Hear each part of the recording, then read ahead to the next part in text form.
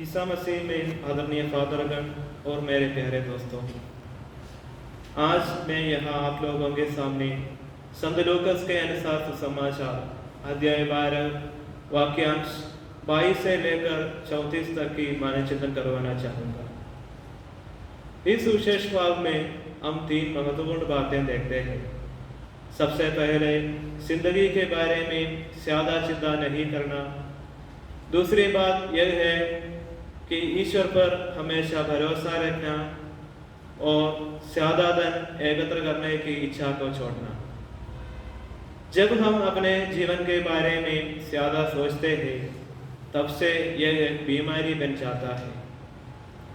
जीवन के बारे में ज़्यादा सोच करने से हमारे जीवन से खुशी और आनंद मिट जाते हैं।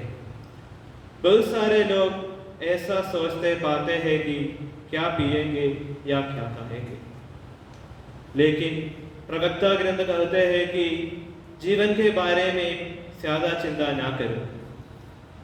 पश्चिम के हमारे कलीसिया के पिता संत अम्ब्रोस में भी हमें यही आदेश देते हैं कि जीवन के बारे में ज़्यादा सोचे बिना प्रभु के करुणा में अपना आश्रय रखो। पापा फ्रांसिस गौदाते एट एक्सुल्टाते में ऐसे लिखते हैं कि जीवन की व्यग्रता हमें जीवन पुण्यों के रास्ते से निकाल देते हैं। इस विशेष भाव हमें प्रभु ईश्वर के अनंत परिपालन में आश्रय लेने की आदेश देता है। ईश्वरीय परिपालन और डिवाइन प्रोविडेंस का मतलब क्या है? इस दुनिया और मानव कुल की ओर के प्रभु ईश्वर के करुणा को हम ईश्वरीय परिपालन कहते हैं। इस धरती के हर जीव जंतु और वस्तुओं को हर समय हर पल पालन पोषण करता है। सच यह है कि ईश्वर की कृपा के बिना हमारे जीवन में कुछ भी संभव नहीं है। निर्गमन ग्रंथ में हम देखते हैं कि मरुभूमि में इस्राएलियों की यात्रा में दिन में बादल के खंभे के रूप में और रात को आग के स्तंभ के रूप में आकर प्रभु ईश्वर उनका परिपालन किया। धन की लालच को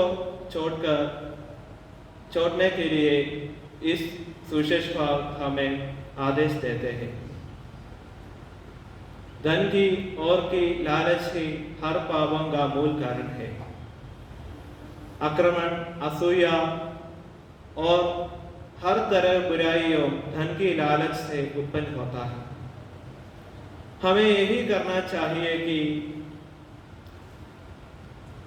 धन की इच्छा को छोड़ना और धन से ज्यादा ईश्वर को प्यार करना है। हम ईसाइयों का बुलावा यह है कि धन की लालच को छोड़कर ईसा मसीह की तरह ईश्वर पर अपना आश्रय रखकर जीना है और दूसरों को प्रभु ईश्वर के प्रेम को अपनाए, क्योंकि जहां तुम्हारी पूंजी है वही तुम्हारा हृदय भी होगा। यह कहकर ईसा मसीह इस विशेष भाव को विराम करते हैं। प्रिय भाइयों, अब मैं एक सवाल पूछना चाहता हूँ। हमारी असली संपत्ति क्या है? हमारी असली संपत्ति यह है कि रिश्ता, बुलावा, क्षमताएं आदि। जब हम इस संपत्ति को अपने लिए और दूसरों के लिए और उनकी उन्नति के लिए उपयोग करते हैं तो हमारे जीवन को वास्तविक अर्थ मिलता है। पवित्र बलिदान में पुरोहित कहते हैं कि अपने हृदयों को स्वर्ग की ओर उठाए, क्योंकि स्वर्ग में हमारी जो धन है उसको ना कोई कीड़ा खाते और ना कोई चोर चुराता है। इस सुशेष फल से शक्ति जमा कर धन के लालच को छोड़कर ईश्वर प्रेम को अपनाए। हमेशा यह बात याद रखे कि प्रभु के हाथ हमें संभालता है। हम ईसा मसीह के उत्तम चेले बनकर जीने की कोशिश करें। प्रभु हम सबको आशीष दे।